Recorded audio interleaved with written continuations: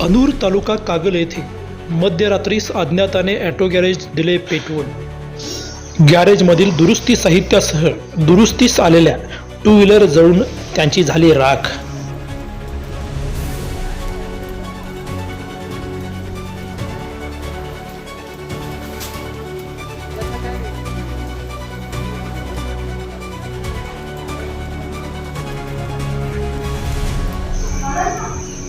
अनूर येथील विशाल रावसाहेब कोळी यांचे माकवे बाणगे रस्त्यावर चौकात असणारे चिंतामणी ऑटो गॅरेज सोमवारी मध्यरात्री 12च्या सुमारास अज्ञाताने पेटवून दिले।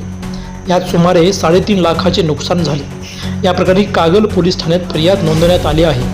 सोमवारी 10 वाजता विशाल कोळी दुचाकी रिपेअर करून झाल्यावर दुकान बंद करून घरी गेले। अज्ञात व्यक्तीने रात्री 12च्या सुमारास सदर दुकानास आग लावली। यामध्ये सर्व साहित्य व दुरुस्तीच्या दुचाकी जळून खाक झाल्या।